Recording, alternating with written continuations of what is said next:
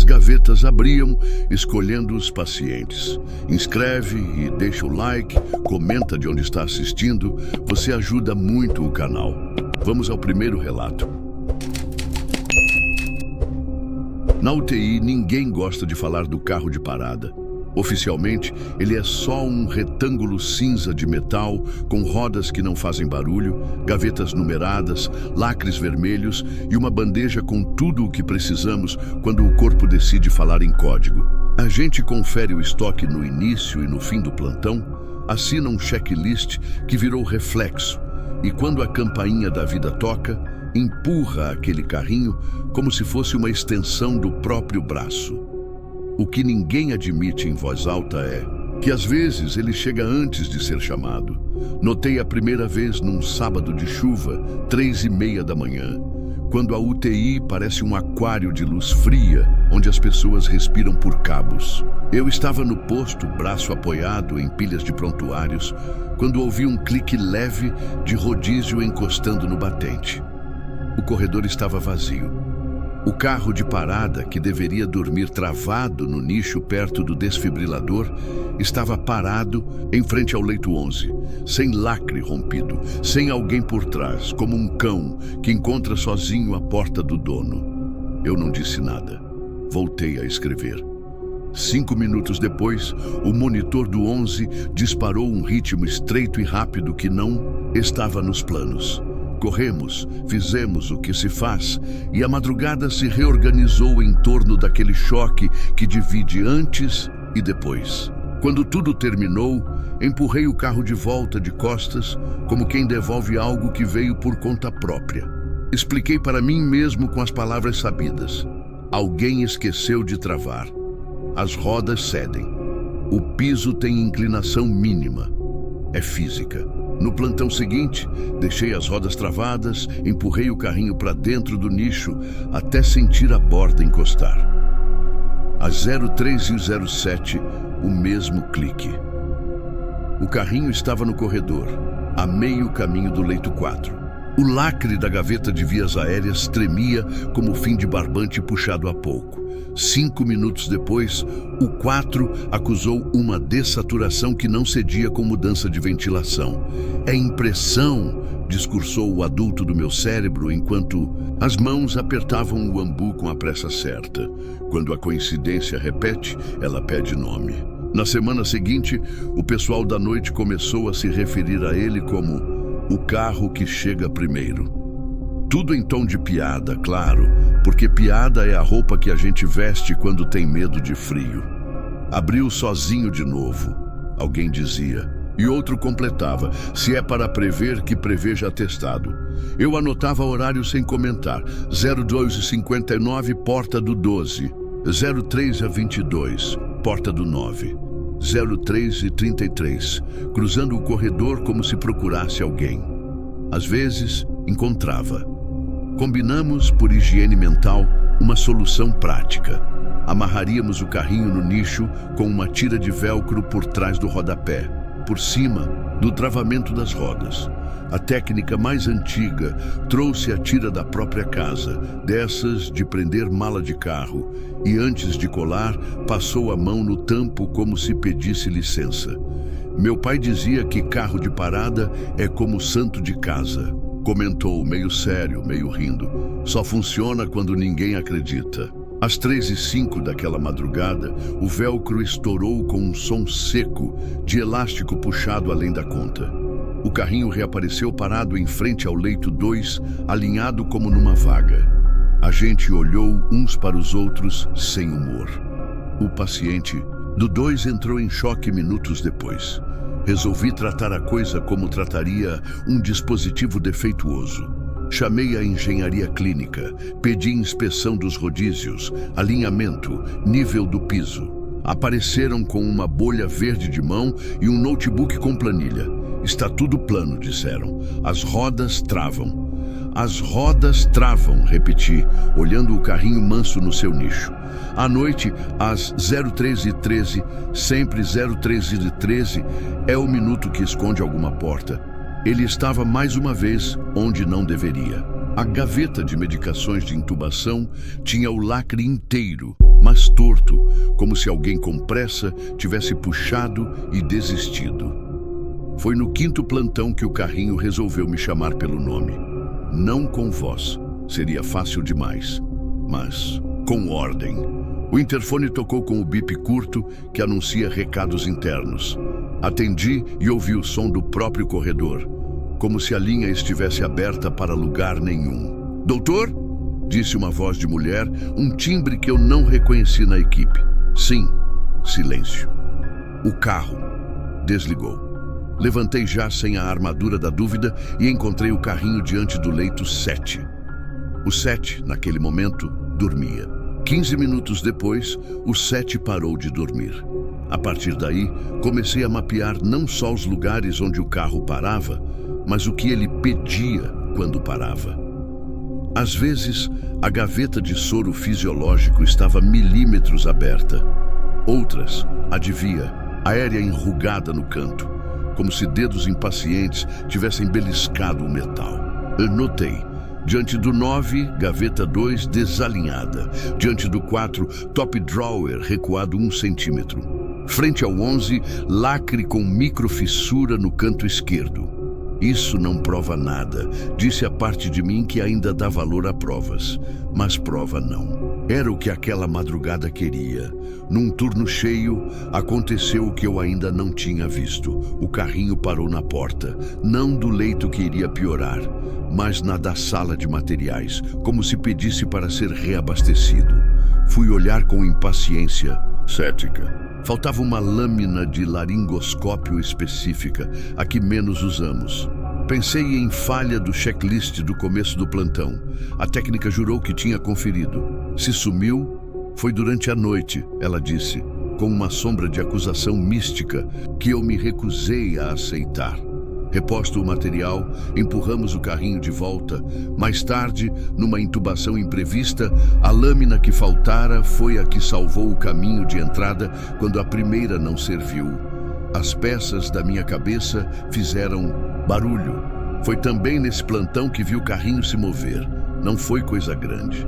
Eu tinha acabado de sair do leito 3 e, ao virar para o corredor, vi o tampo girar 1 palmo, só o suficiente para as rodas mudarem o eixo, sem ninguém perto, sem vento, sem declive.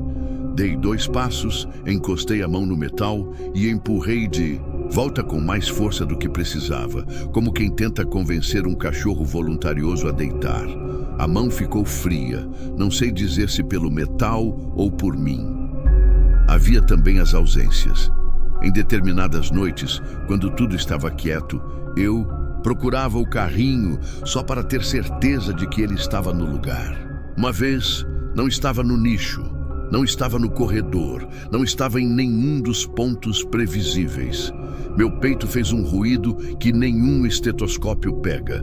Encontrei-o no fim do corredor, encostado na porta da antecâmara, tampo virado para dentro da sala de isolamento como se escutasse. Lá dentro, uma senhora lúcida, respirando por máscara, me olhou e disse: "Achei que não vinha." Eu não tinha sido chamado. Ela tampouco estava pior. Mas horas depois, naquela mesma porta, uma parada respiratória nos recordou o que é sincronia. A equipe, claro, oscilava entre o escárnio e a confissão.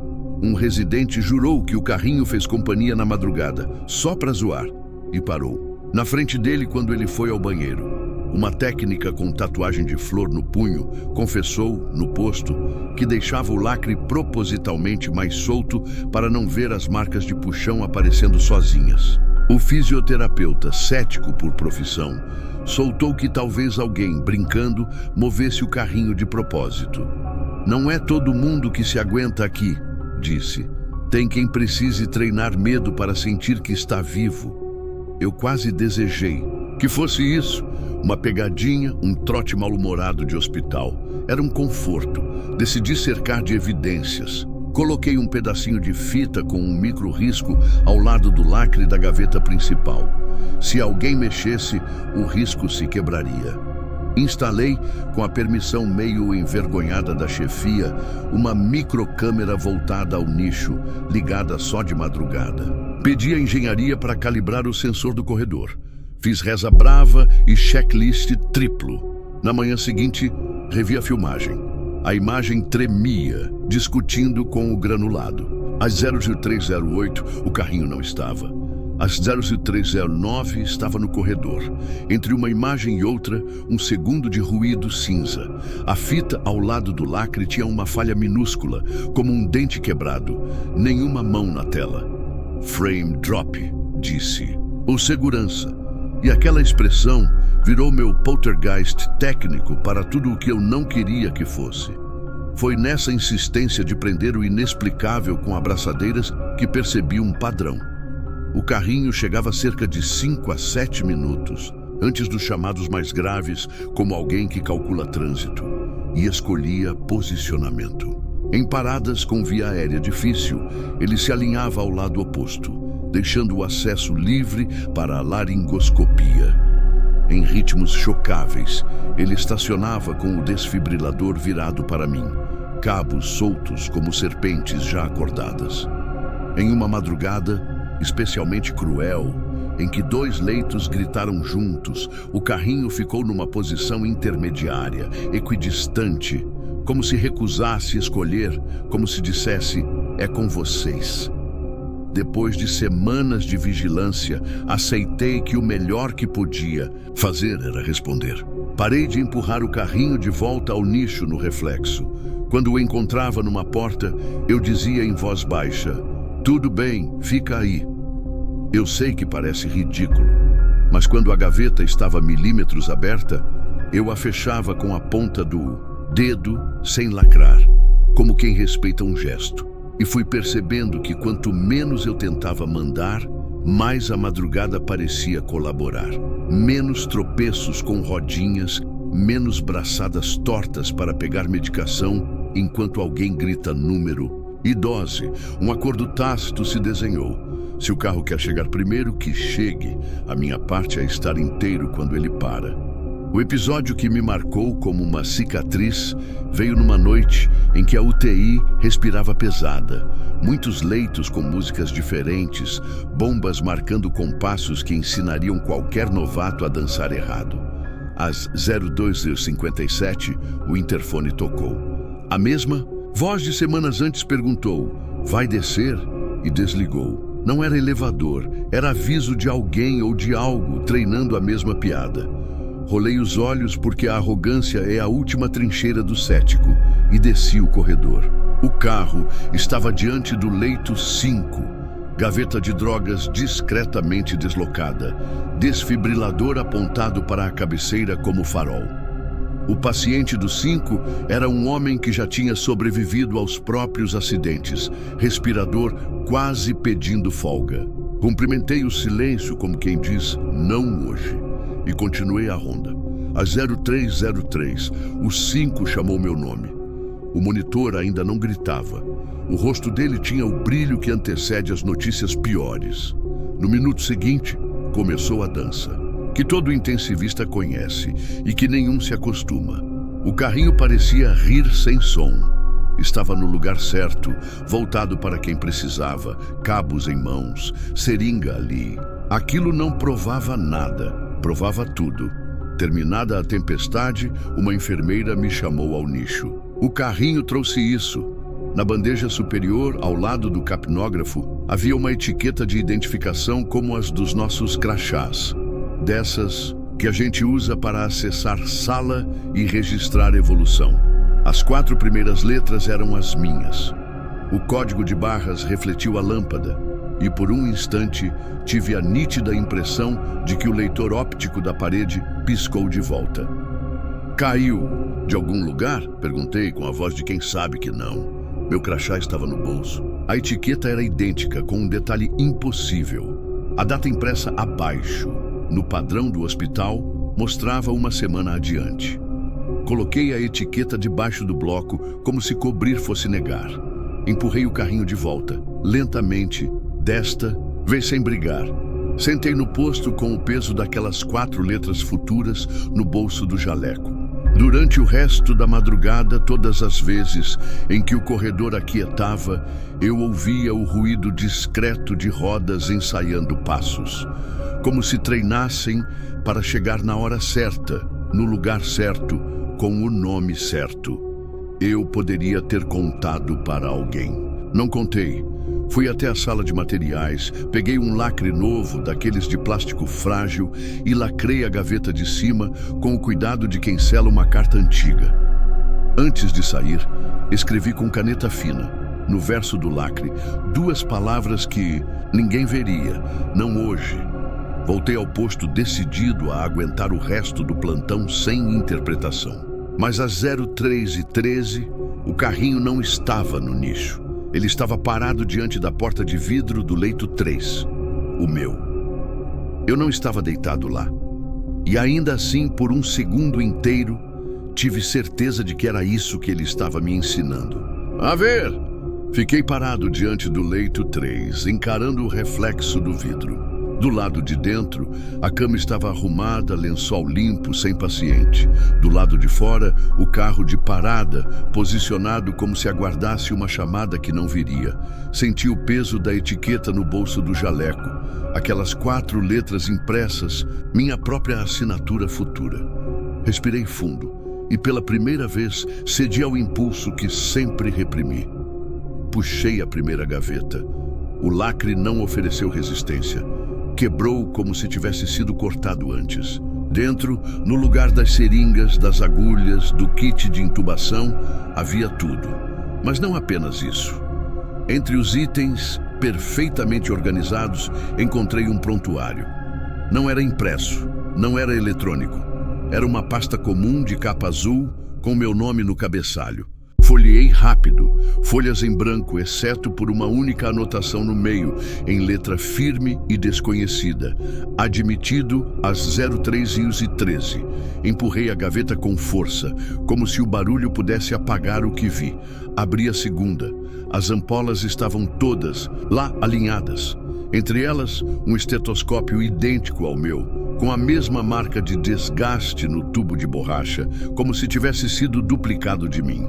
O meu ainda pendia do pescoço, o outro frio, inerte, mas perfeitamente usado. Fechei de supetão. A terceira gaveta trouxe o que não devia existir: cartões de identificação iguais aos crachás da equipe. Cada um tinha nome de gente da UTI, mas com uma data impressa diferente embaixo, não datas de admissão nem de plantão. Eram datas futuras, todas às 3 da manhã. Peguei o da técnica mais antiga, 03h13, 19h07. No do fisioterapeuta, 03h13, 21h07. Passei o dedo pelo plástico como se pudesse borrar, mas a impressão estava gravada no mesmo padrão hospitalar de sempre. Foi nesse instante que percebi. O carro não se adiantava para salvar. Ele se adiantava para registrar. Cada parada, cada desfecho, cada ausência era prevista, anotada, organizada, com antecedência. Era como se não fosse só um equipamento, mas o arquivo móvel do tempo da UTI. Um que sabia a hora exata em que cada corpo seria admitido pela última vez. Fechei todas as gavetas com força, mas o silêncio que se seguiu foi pior. O carrinho não resistiu a ser empurrado de volta para o nicho. As rodas giraram leves, obedientes, como se nada tivesse acontecido. Sentei no posto, suando, a mente tentando encontrar linguagem que não existe. Na noite seguinte, decidi não me aproximar.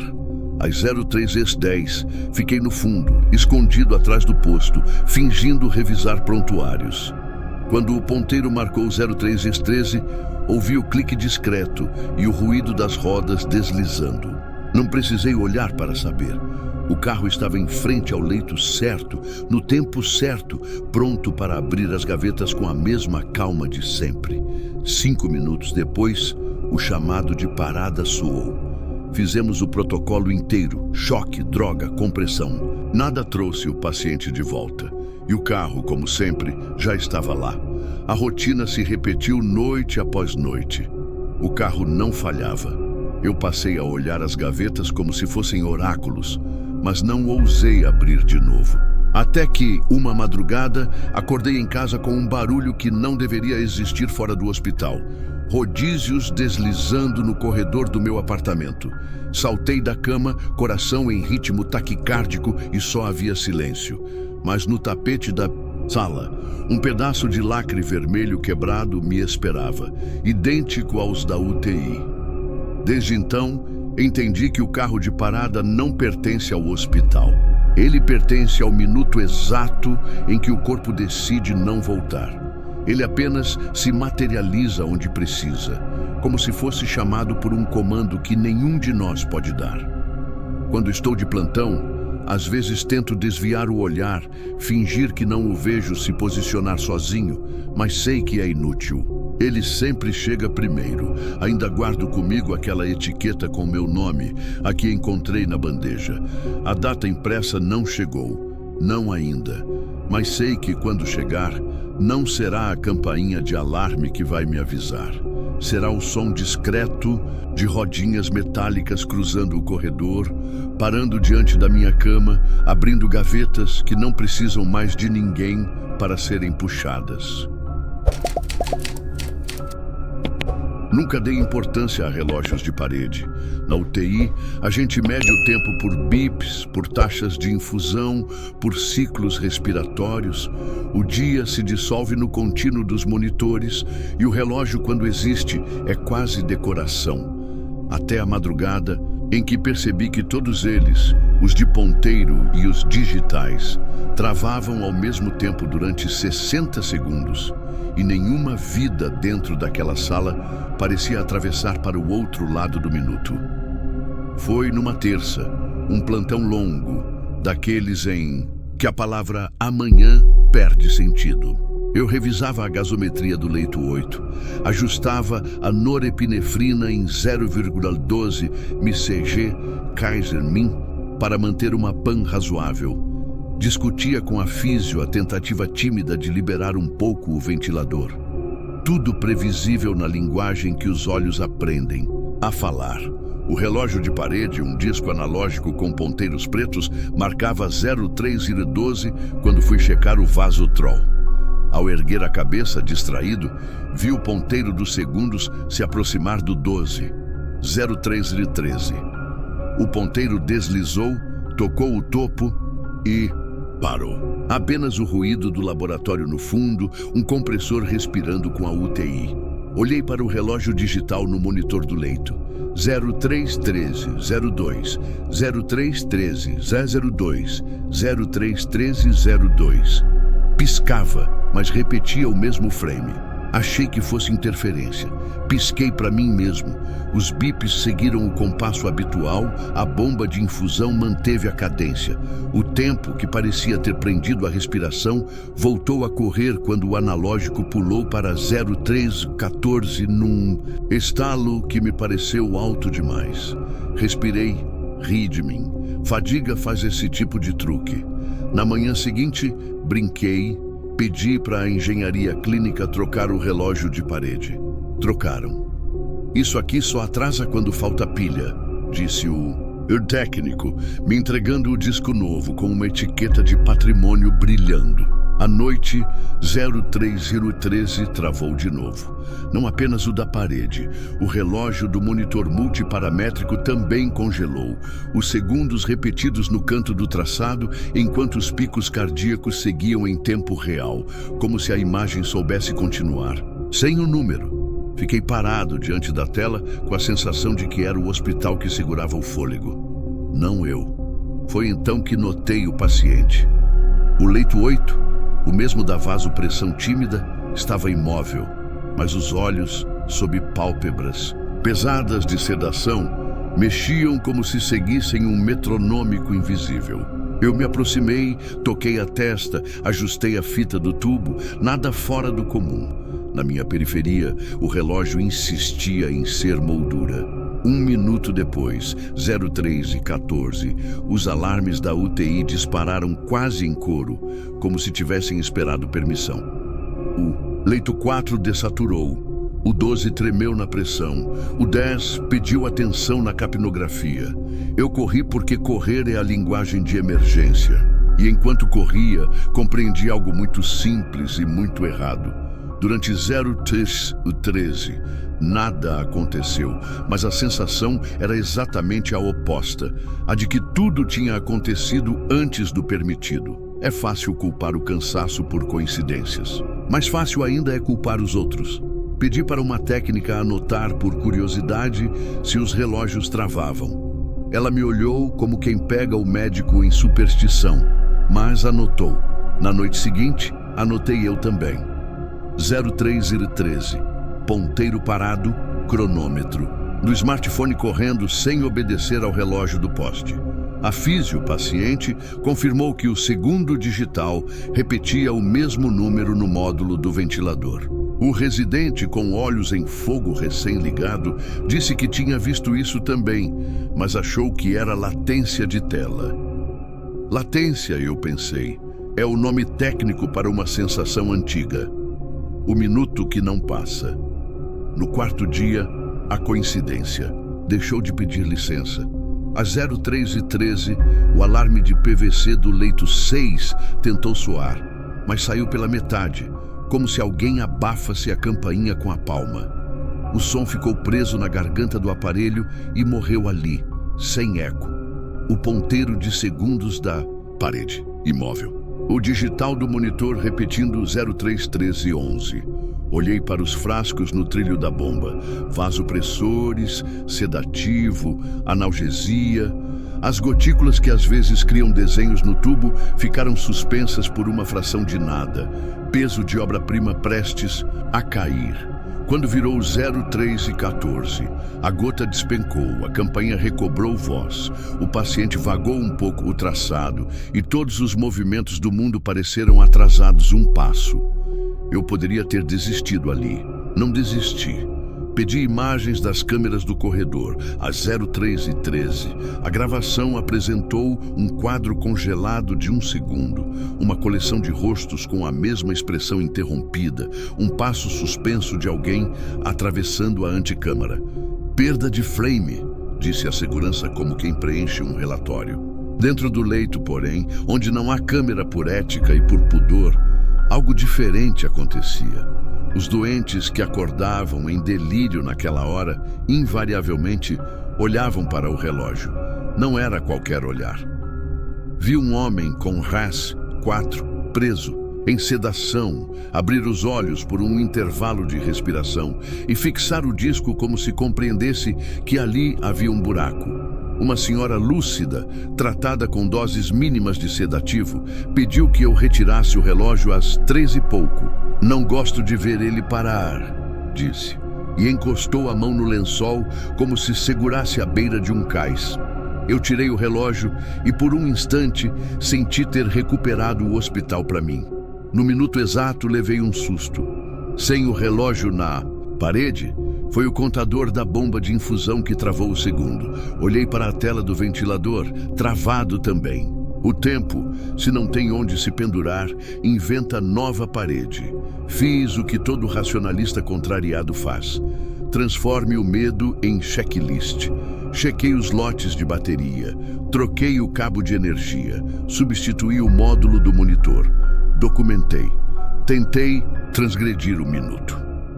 Às 03h13, em uma madrugada, decidi que ajustaria a dose de vasopressor no meio do congelamento só para ver se algo pegava. Levei a roda da bomba de 0,08 para 0,1 e o display mudou, obedecendo ao toque. Fiquei satisfeito por 2 segundos que não andavam. Quando virou 03h14, a pressão do paciente subiu não no valor esperado, mas 2 degraus acima, como se toda a infusão daquele minuto tivesse sido entregue de uma vez. Pânico pequeno, contornado com ajuste inverso, e a sensação estúpida de ter brincado com o peso de um balde invisível. A equipe começou a chamar o período de minuto cego. Não era proibido falar disso, mas ninguém gostava. A técnica mais antiga, que me perguntou uma vez sobre superstição de leitos, confessou que, nos anos dela, havia um relógio no corredor que emudecia em hora parecida. Alguém o tirou. e o assunto saiu de pauta. Eu quis repetir o gesto. Tirei todos os relógios visíveis, deixei o mundo sem ponteiros. Só sobraram os digitais dos monitores e eu os cobri com micropore, uma solução ridícula que funcionou por 1 hora de auto-engano. Às 03h13, senti a mesma compressão no ar, um silêncio elástico e um atraso muito específico no clique das botas sobre o piso. Não era o número que parava, era o minuto, que sem número ainda fazia questão de existir. Passei a evitar decisões às 03h13. A chefia dos meus próprios medos. Se um familiar pedia atualização, eu enrolava um pouco. Se a fisioterapeuta sugeria prova de ventilação, eu propunha às 03h20. Ouvi a mim mesmo virar o tipo de médico que me irrita, o que posterga por uma crença. Só que quando cedia e trabalhava durante o minuto cego, as coisas pareciam devolver conjuros. Um dia, sozinho com um residente, a bomba de noradrenalina do leito 3 entrou em alarme de oclusão exatamente em 03h13 e a cânula do circuito do ventilador condensou água em forma de cinta, como se o plástico, por capricho, segurasse o acúmulo só para soltá-lo de uma vez depois que o minuto passou. O paciente tossiu com o jato pequeno e um microaspirado resolveu. E eu me senti culpado por ter visto poesia onde só existe física. Depois veio o que me quebrou. A gasometria com timestamp impossível. A amostra foi colhida às 03h12:40. Cronometrada. No papel. O resultado impresso foi assinado pelo analisador com horário de processamento 03h13.10. E o sistema eletrônico carimbou recebido às 03h13:10, validado às 03h13:10, enviado às 03h13:10. Olhei para o residente, depois para a biomédica do laboratório. Ela encolheu os ombros. O aparelho escreve quando escreve. Eu não mando nele. O exame chegou na minha mão no exato segundo em que o ponteiro caiu para 03h14. Entre a coleta e minha leitura, nada andou. E mesmo assim, a vida no tubo tinha envelhecido. Resolvi gravar. Posicionei meu celular em time-lapse, voltado para o relógio, para os monitores, para as bombas. Às 03h13, ele travou. Não travou como um aplicativo que fecha. Travou como se ficasse esperando um comando de um servidor opinativo. O arquivo tinha uma lacuna. No estúdio da madrugada, eu recortei, ampliei, assisti frame a frame e vi meus próprios ombros repetirem-se e contorcerem na mesma postura por um tempo que meu corpo nega. Não é bonito se ver preso em segundos. Na noite em que decidi que não seria mais espectador, cheguei antes, a 01 horas, testei tudo, respirei como quem vai encarar alguém. Coloquei um relógio de pulso no bolso e deixei o celular com o cronômetro rodando, som ligado. Às 03h12:58 do celular, corri até o leito 8, encostei a mão no trilho, chamei pelo nome o paciente sedado, desnecessário, e disse baixinho, estou aqui. O celular gritou 03.300. O som do cronômetro sumiu por um instante. Não. Foi redução de volume. Foi sumiço. O ponteiro parou. A UTI respirou de modo diferente. Eu fiquei repetindo a mesma frase sem som, com a boca tremendo de raiva, como quem reza em vidro. Quando virou 03h14, o monitor, que mantinha o traçado sem data andando, escolheu aquele momento para cair a saturação em 2 pontos. Uma técnica. Surgiu do nada com um feixe de gaze, como se o minuto devolvesse pessoas ao mundo. O senhor chamou? Ela perguntou, e o meu sim saiu com atraso. Depois disso, deixei de brigar com o número. Comecei a escutar o que os outros escutavam sem saber, as frases que surgem nos minutos antes. Não me deixa dormir agora, disse uma senhora lúcida às 03h10. É sempre nessa hora, sussurrou. Um rapaz com traqueostomia, olhos ardidamente abertos, às 03h11. E então entendi a crueldade do minuto cego. Ele não chega de surpresa. Ele se anuncia e a gente finge que não. 24 horas depois, no auge de uma madrugada com a equipe desfalcada, fui chamado para o leito 11. Um homem jovem, recém-admitido, feridas limpas, parâmetros decentes, nenhum motivo para a pele do meu antebraço arrepiar daquele jeito. Ele segurou meu punho com força e disse que não queria apagar as 3. É quando tudo para, falou simples, com a convicção de quem já atravessou esse relógio antes. Eu improvisei truque de médico. Não existe hora certa para nada. Ele sorriu com urgência. Existe. Bati na grade, chamei a enfermeira, pedi luz mais quente, tempo mais inteiro, qualquer distração. A UTI, ao fundo, preparava a orquestra do instante. Às 03 eu lhe 12, tudo se alinhou. Eu decorei os números não por obsessão, mas porque os vi se repetirem depois no relatório. Capnografia limpa, PAN justa, frequência navegável, ventilador obediente. Às 03:13, o mundo segurou a respiração.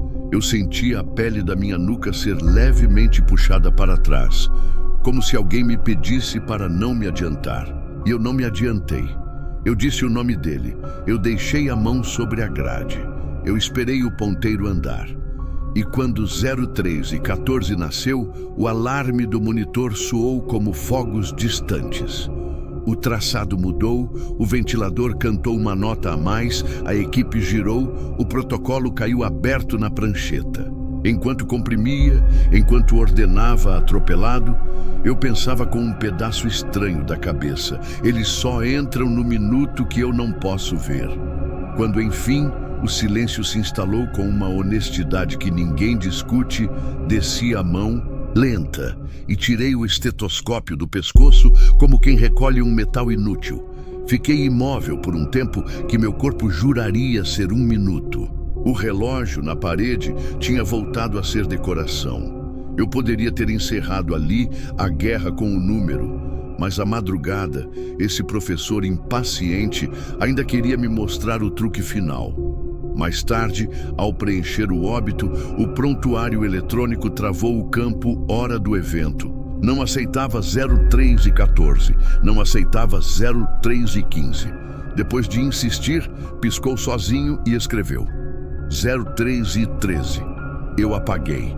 Ele repôs 03:13.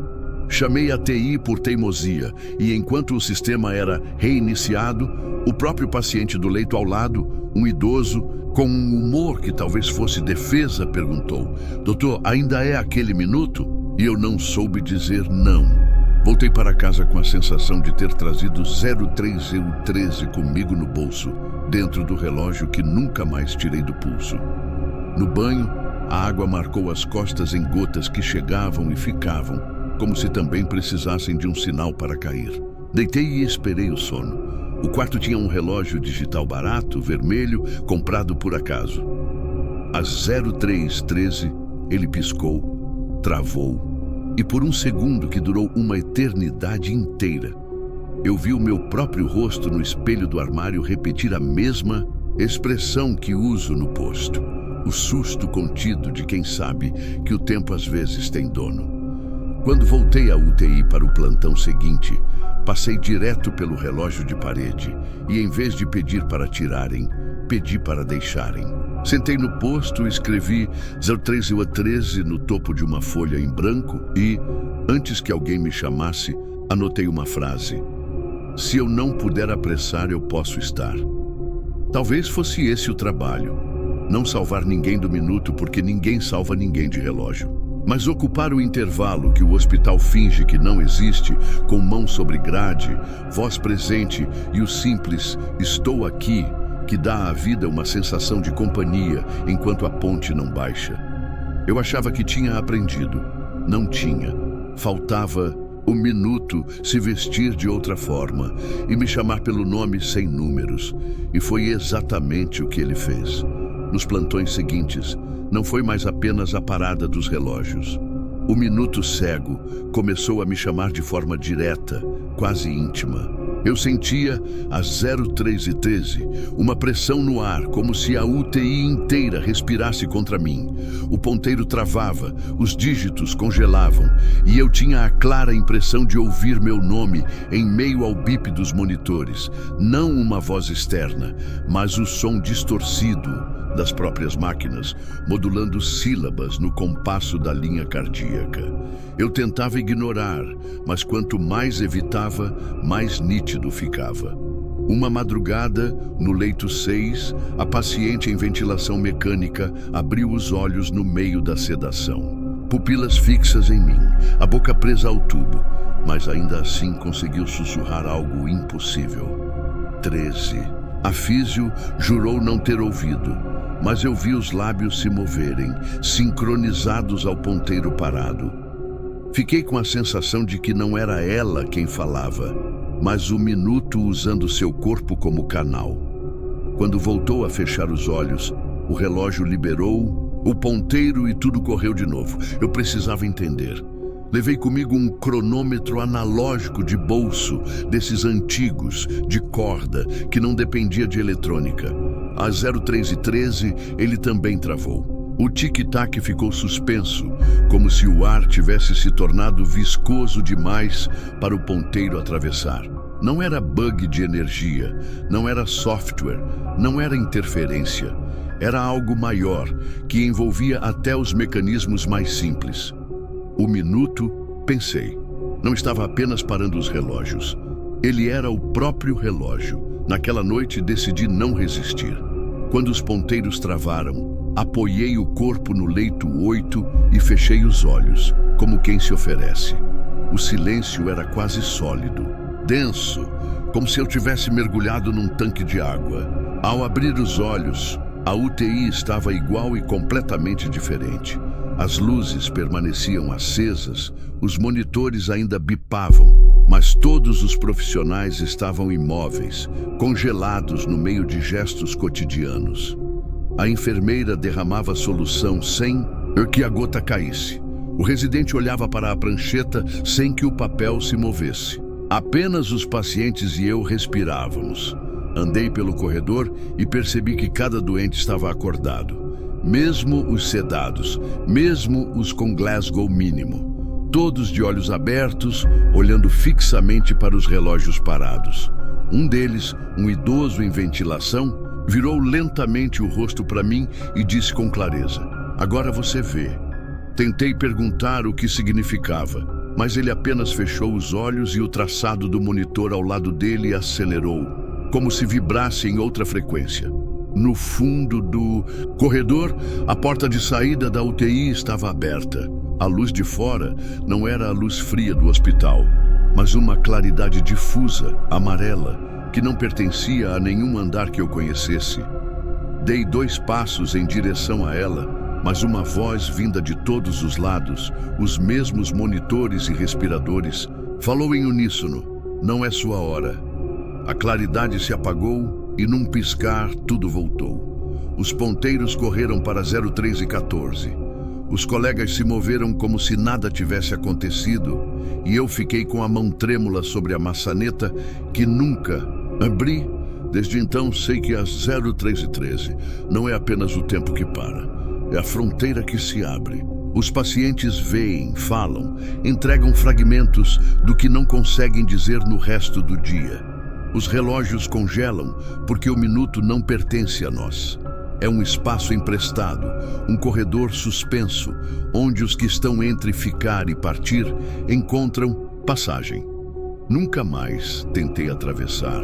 Sei que a porta ainda vai abrir para mim em algum plantão futuro e que da próxima vez não ouvirei: "Não é sua hora." Até lá, faço o único que posso. Sento no posto, olho para o relógio sem medo e espero que o minuto cego termine, porque não sou eu quem decide quando o ponteiro volta a andar. Na UTI, a gente aprende a ouvir o tempo em mililitros. O barulho das bombas de infusão não é música, mas quem fica tempo suficiente ali descobre que aqueles bip e bip-bip têm sotaque, humor e até implicância. A bomba te chama. Quando a via oclui, quando o frasco acaba, quando você esquece que programou uma duração curta demais para um antibiótico que merecia calma. Sempre tratei essas máquinas como secretárias de um Deus impaciente. Elas não salvam ninguém, mas lembram quando a nossa distração pode matar. Até que numa madrugada de quarta, percebi que as bombas estavam dizendo outra coisa. Não só o que faltava de droga, mas quanto faltava de gente. O primeiro sinal foi na câmara de gotejamento. Aquela ampola transparente acima da bomba onde as gotas descem. Plim, plim, obedientes ao clamp. Eu ajustava a noradrenalina do leito 3, tentando alcançar uma pressão que não nos humilhasse, quando notei que as gotas desciam com uma cadência bonita demais para ser acaso. 2, pausa, 3, pausa, 5, pausa. Fiz a conta sem querer. E o 2, 3, 5, 8. 8 não veio, vieram 13, depois 21. Ri de mim mesmo, porque ninguém tem direito de ver Fibonacci às 3 da manhã sem culpar o cérebro cansado. Ajustei o clamp com a unha, mudei o fluxo, quebrei o encanto. As gotas obedeceram, mas a bomba lá embaixo fez um bip único, quase irônico, e mostrou no visor Vol Rest 233 ml. Eu pisquei. 233 também é Fibonacci. Coincidência, disse em voz baixa, para ninguém ouvir minha fé ou minha loucura. As coincidências adoram repetição. No plantão seguinte, o leito 7, em vasopressor mais tímido, exibiu Vol Rest 144 ml, exatamente no minuto em que a câmara de gotejamento resolveu cair em 1, 2, 3, 5 de novo. A pressão do 7, obediente como aluno com medo, segurou por 20 minutos e depois cedeu. Fizemos o que se faz, giramos serenidades em válvulas e a madrugada seguiu. Mas as bombas, naquela noite, começaram a se harmonizar como quem ensaia coral. O leito 9 mostrava 55 mol, o 11, 89 mol, o 5, 34 mol. Caminhei pelo corredor como quem caminha por uma partitura que não aprendeu a ler, e os números me olharam de volta, com a insolência calma de quem sabe mais do que eu. Na manhã seguinte, tratei o caso como trataria uma equivalência fisiológica, mal explicada. Consultei a engenharia clínica, perguntei de firmware, de algoritmos de cálculo de volume restante, de variação de sensor por vibração. Trouxeram manuais, abriram abas, falaram de impelidores e rotores, de como a bomba estima o que sobra no frasco pela velocidade da rotação e pelo tempo programado. Mediu-se a parede com um nivelador de bolha, conferiu-se o angulinho do suporte de soro. As bombas, ofendidas, ficaram em silêncio burocrático durante o dia, como quem finge ser apenas máquina sob a luz crua. À noite, no meu retorno, os números voltaram. 13, 21, 34. Nas conversas de posto, dei nomes ao medo para ver se ele obedecia. As bombas estão jogando números de loteria, disse, fingindo riso. A técnica mais antiga arqueou a sobrancelha e respondeu sem humor. Não é loteria, é contagem regressiva. E antes que eu ridicularizasse, ela saiu para atender um bip que soava mais agudo do que deveria. A bomba gritava oclusão em letras sinceras, e a câmara de gotejamento havia parado no exato momento em que o contador mostrava 1 ml. Eu soltei o clamp, lavei a via, e o mundo foi em frente como se nada tivesse acontecido.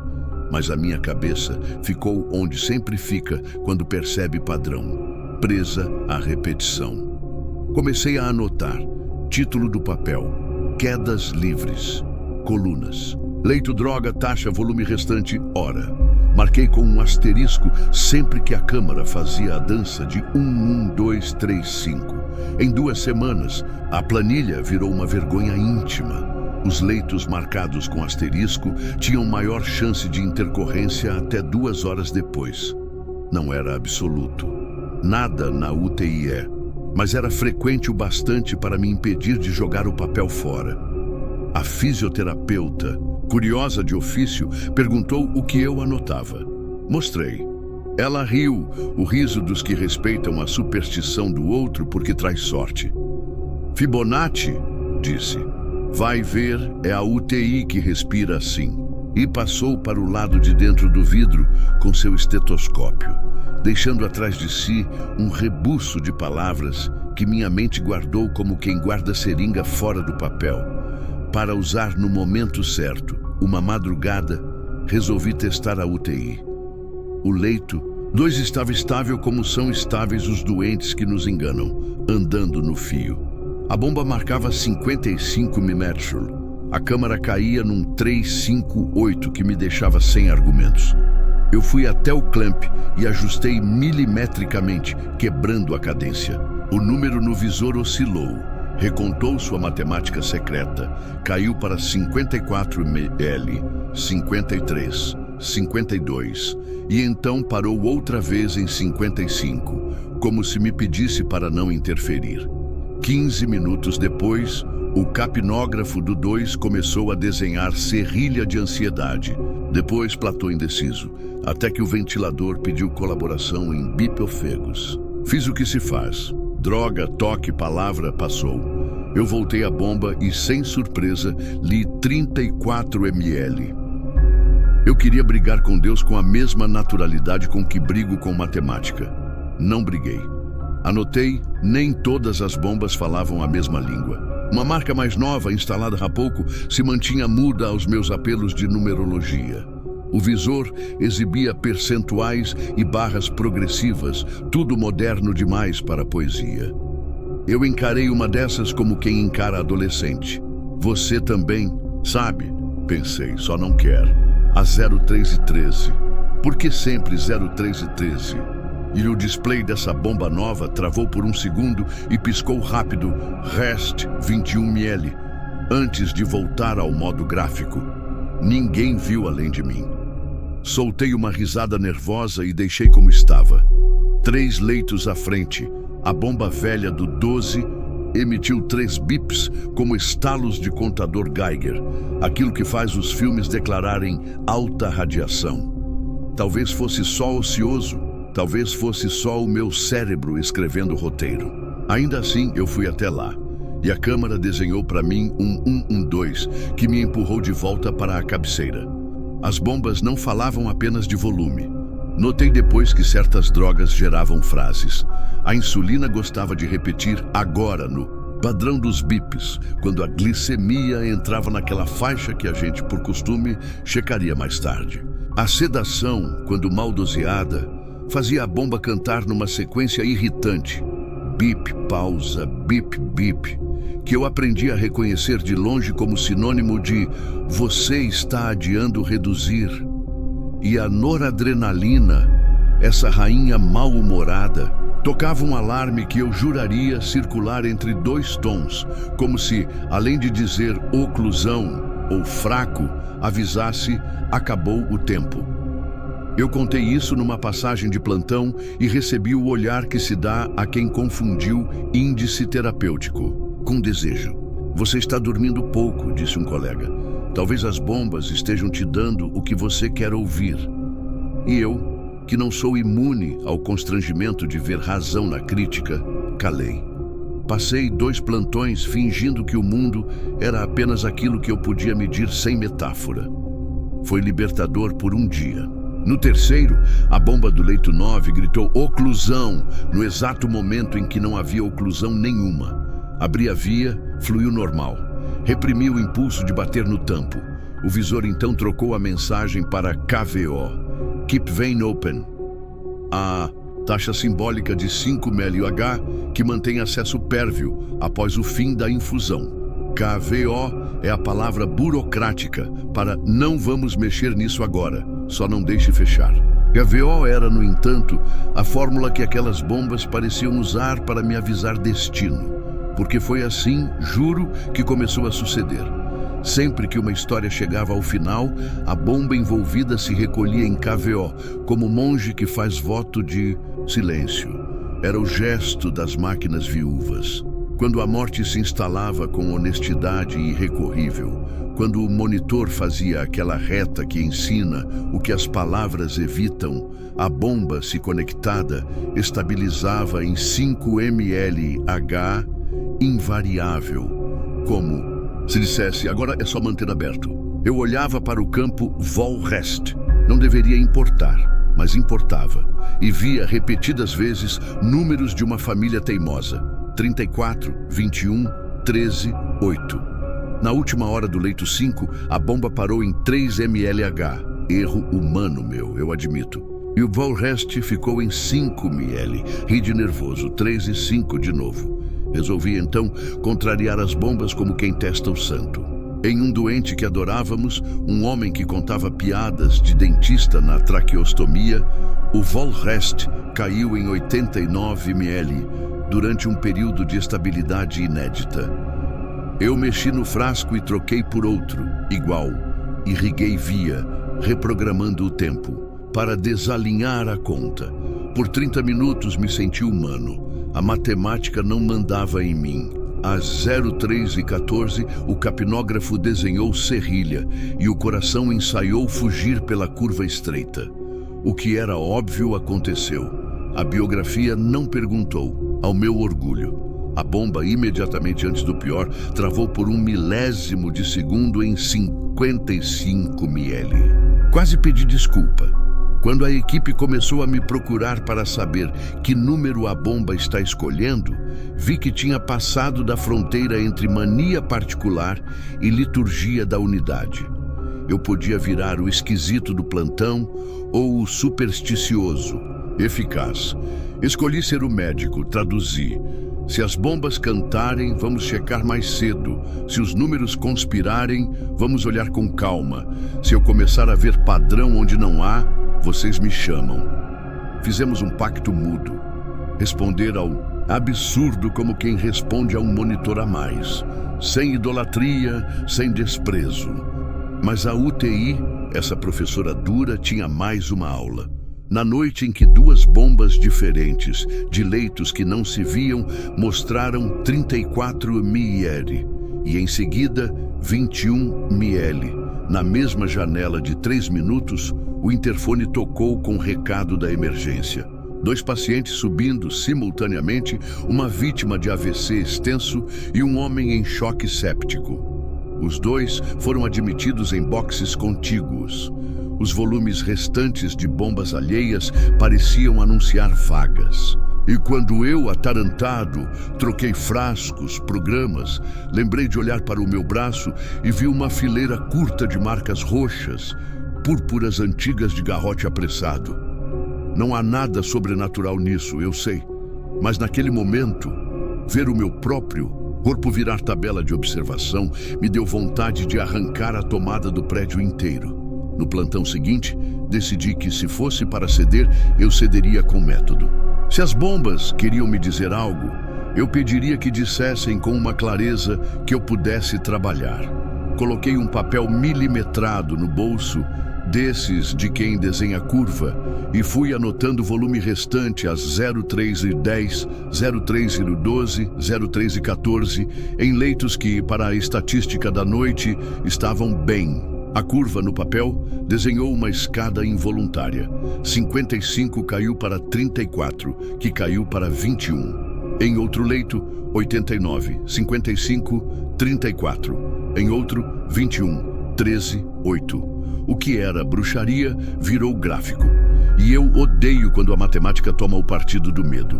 Faltava, no entanto, o encontro que consolidaria a história em mim. O leito em que o volume restante escolhido não foi de droga, mas de vida. Eu estava junto de um residente, preparando um bolo de glicose para uma hipoglicemia teimosa, quando a bomba de insulina exibiu sem pudor um Volrest 3 ml. Rimos, porque 3 mililitros de insulina não dizem nada num frasco de 50. O número é ridículo. O paciente acordou com um susto e disse alto, o que ninguém diz desperto: faltam 3. 3 o quê? Perguntei.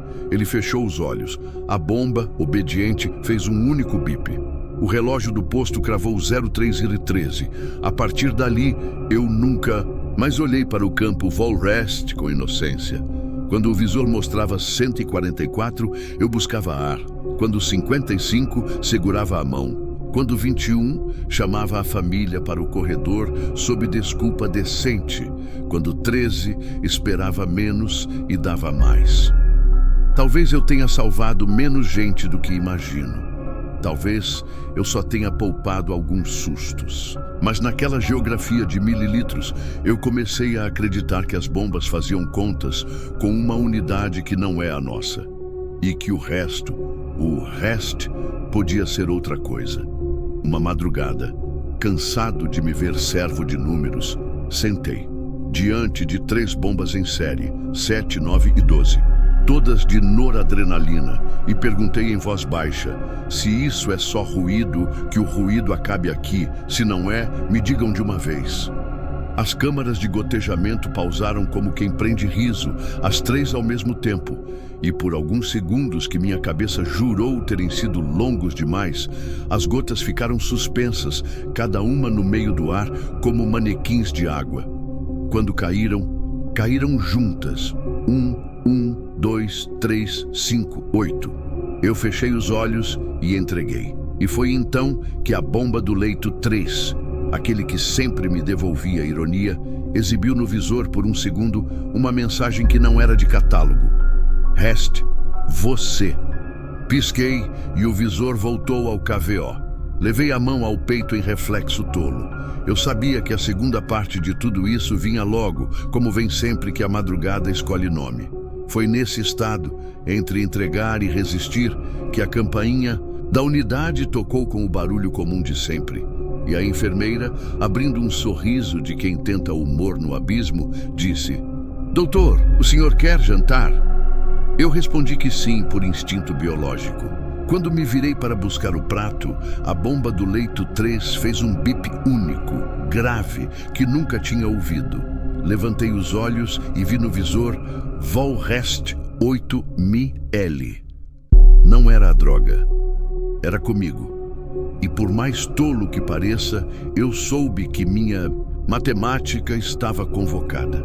Depois daquela noite em que o visor da bomba me devolveu Reste você, decidi que se eu ia ceder à linguagem das máquinas, faria isso com método e, se possível, com a engenharia do meu lado. Chamei o técnico de plantão, um sujeito paciente que sabe desmontar sem humilhar a nossa ignorância, e pedi licença para abrir o painel traseiro de uma das bombas aposentadas que guardávamos no almoxarifado. "Só a velha, doutor", disse ele. "As em uso, não", concordei. Levei a carcaça para a copa vazia, desparafusei a tampa sob a luz pálida e ali dentro vi o que sempre sabemos e raramente olhamos: uma pequena fonte, um motor, o conjunto de engrenagens que contam rotações, os sensores que interpretam o fluxo e um cartão com trilhas de cobre tão finas quanto nervos. "Isso aqui não pensa", ele comentou. "Toque leve na placa. Só obedece." Eu queria concordar. Em vez disso, pedi que me explicasse como a bomba calcula volume restante. Ele falou de 2 modos: tempo programado e estimativa por rotação do rotor, corrigida por compressibilidade do equipo. Nada de Fibonacci, nada de presságios. Se mostra 34 ml, é porque dentro do que foi programado, isso falta. Concordei com a cabeça, mas o corpo inteiro lembrava das quedas em 55, 34, 21. Antes de fechar, vi um conector serial antigo, daqueles que parecem sobreviventes de outro século. "Dá para ler log?", perguntei. Ele assentiu. "Se o senhor quiser perder tempo, dá." Eu quis. No fim da madrugada, com a UTI em suspensão, plugamos a bomba velha num notebook de guerra e baixamos um arquivo feio, um diário seco de tudo.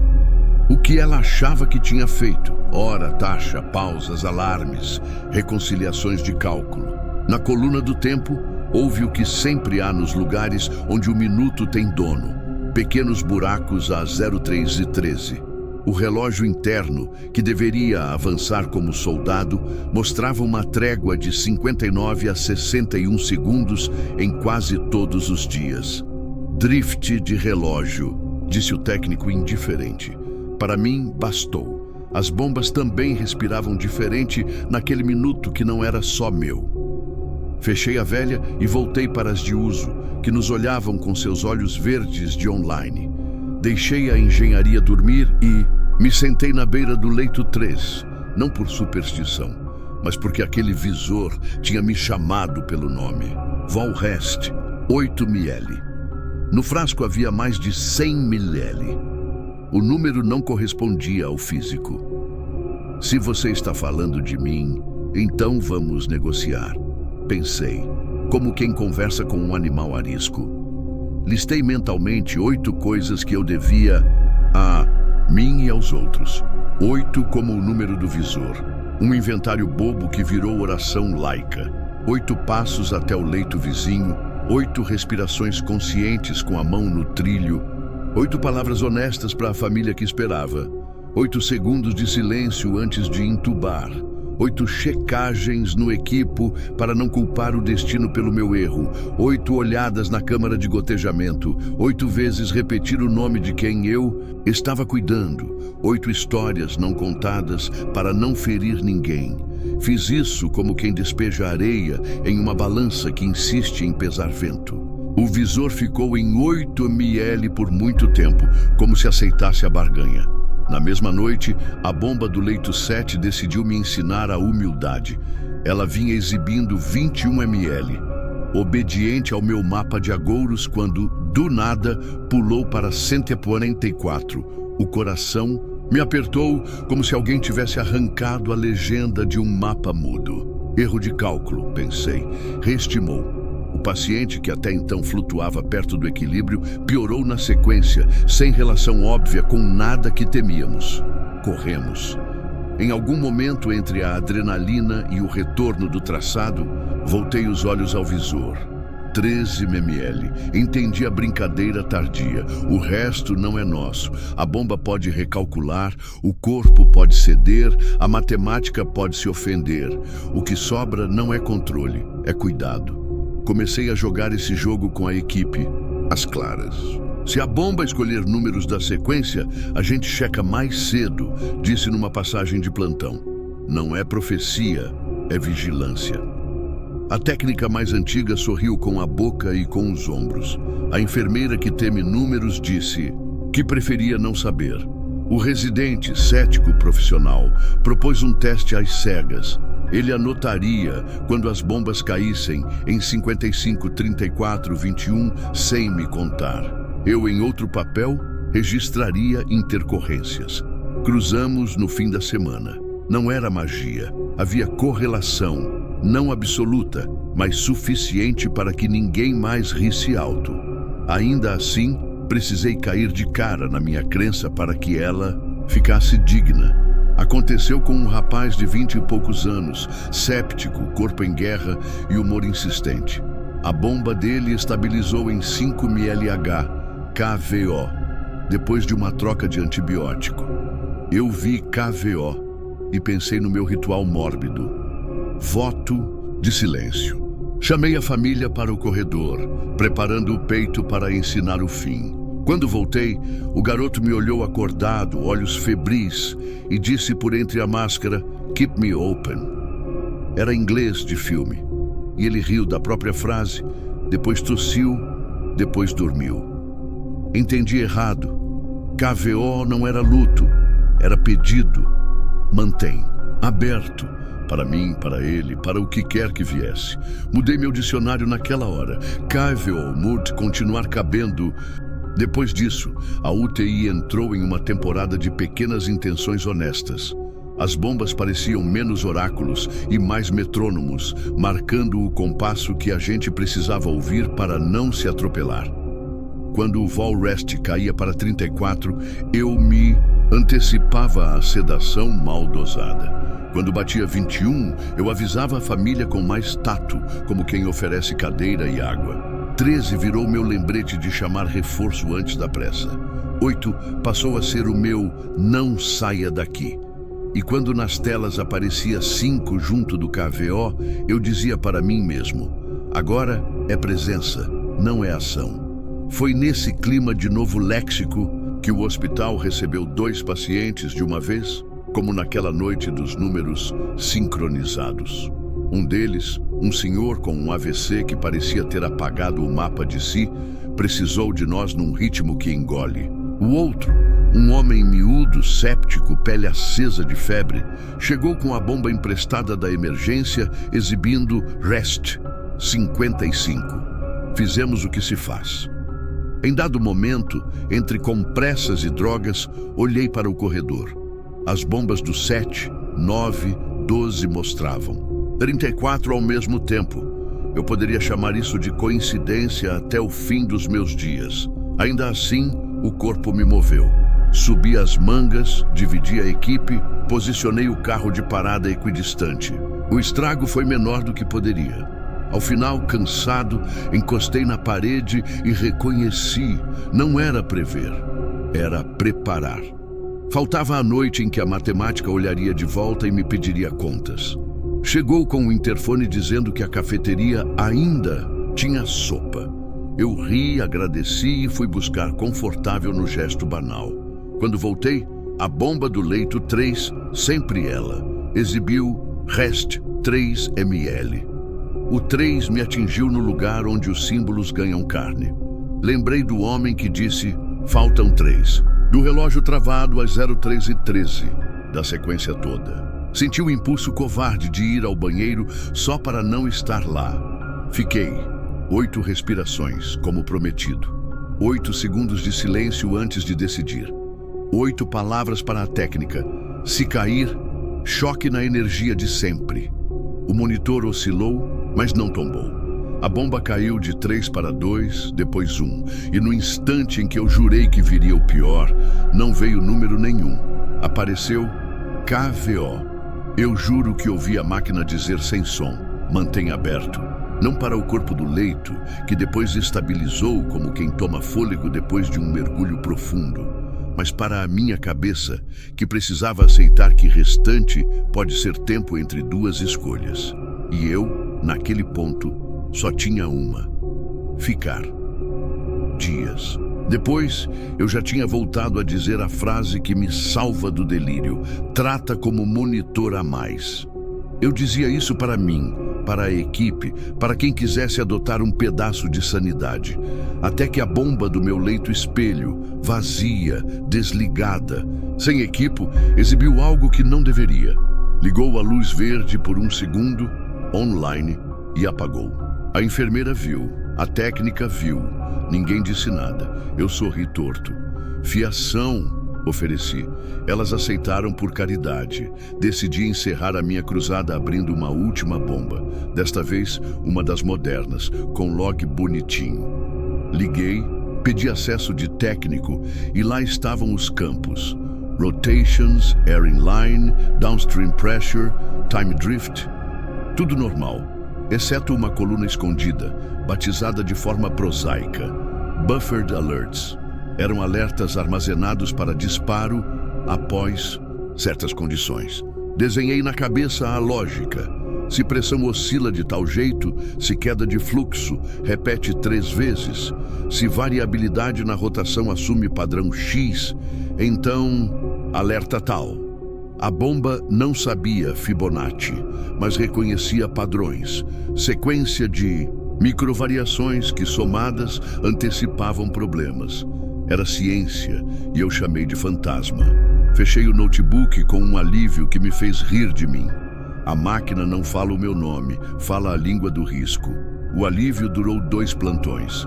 No terceiro, às 03h13, a bomba do leito 3, que eu ainda não havia perdoado por ter dito você, acendeu o visor e por menos de 1 segundo exibiu REST 0 ml 0. Não tinha lógica. O frasco estava cheio, o programa recém-iniciado. O paciente dormia. O visor voltou a KVO, depois ao valor usual. Em mim, o 0 acendeu como farol. Fui para casa com a sensação de ter algo impresso na pele. Dormi tarde, acordei antes, passei a mão no bolso do jaleco, tateei a etiqueta de outro dia. Você, 03 e 13, fica. E lembrei que eu havia decidido crer apenas até onde a prática me carregasse. Na noite seguinte, voltei armado não com fé, mas com procedimento. Se a bomba voltasse a exibir 0, eu teria as mãos onde precisam estar, as palavras devidas na boca, a equipe a um sim de distância. E se não voltasse, eu teria feito apenas o que um intensivista faz, se preparar para o improvável. Exercitese 10. Fiz ronda de 8 passos nos leitos que assustavam menos. Exercitese 12. Parei ao lado do 3. Mãos no trilho, olhos no visor, ouvido nos bips. Exercitese 13. Nada aconteceu. O ponteiro do relógio seguiu como se nunca tivesse conhecido o minuto cego. O visor mostrou REST, 55 ml. Eu ri. A técnica riu. A enfermeira disse: "Viu? Era só cansaço." E foi exatamente quando todos rimos que o leito 12, 3 portas adiante, chamou. Corremos. Eu já estava no lugar certo para ir ao lugar certo. Enquanto ajustávamos via, choque, ritmo, a bomba dele bateu 34, depois 21, depois 13. E estancou em KVO como um sino sem som. Fizemos tudo. O traçado escolheu uma reta honesta. O restante ali não era matemático, era presença. Terminada a cerimônia dura, voltei ao posto com a cabeça cheia de números que não se somam. A bomba do meu leito-espelho estava desligada, quieta, inerte como se nunca tivesse aprendido a falar. Abri a gaveta do posto, peguei uma caneta e escrevi um lembrete no meu próprio punho. Uma fórmula simples que pretendia respeitar. 55, ACO preparar. 34, antecipar. 21, ACO chamar. 13, ACO ficar. 8, A não soltar. 5, KVO, ACO manter aberto. Fiquei ali sentado, repetindo em silêncio esses equivalentes, até ouvir a voz baixa da técnica mais antiga, a mesma que um dia disse, contagem regressiva. Doutor, e quando for 0? Eu respirei. Olhei para a bomba que me dissera você e respondi como quem sabe e não sabe. Se um dia for 0, a gente vai ter deixado tudo aberto para quem fica. No último plantão desta sequência, a UTI pareceu conspira em meu a favor. As bombas foram burocráticas, os bips modestos, os frascos obedientes. Eu me permiti um café mais demorado, com o ouvido ainda na unidade. Quando voltei, a bomba do leito 3 havia impresso, com fita adesiva que eu não lembrava de ter colado, um pedacinho de papel com letras miúdas, um rótulo antigo que alguém reutilizou. Estava escrito em caneta: KVO não é fim, é ponte. Perguntei em voz alta quem tinha escrito. Ninguém assumiu. Talvez tenha sido eu num dia cansado. Talvez tenha sido a técnica. Talvez não tenha sido ninguém. E foi só a memória se vingando, colando o recado no metal. Guardei o papel no bolso, ao lado das etiquetas da zebra, como quem guarda 2 versões da mesma gramática. Desde então, a matemática das bombas virou parte do meu método, sem me possuir. Eu confiro, eu preparo, eu previno, eu fico, eu mantenho aberto. Se a sequência aparece, ela me organiza, não me governa. Se falha, eu não a excomungo. Aprendi a ler sem me ajoelhar.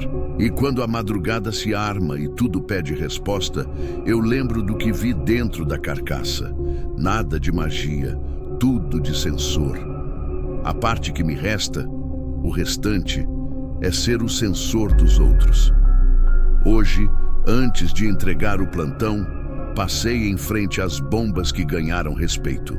A do 7 mostrava 34, a do 9, 55, a do 3, meu espelho teimoso, 8. Toquei o tampo de cada uma com a ponta dos dedos, como quem afaga o nariz de um cavalo antes da estrada.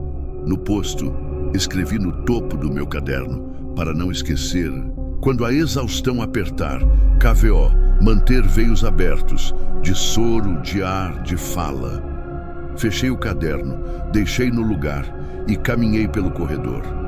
À medida que eu passava, cada bomba soltava um bip curto, sem alarme, como se marcassem meu passo. Não contei 8, não precisei, só fui.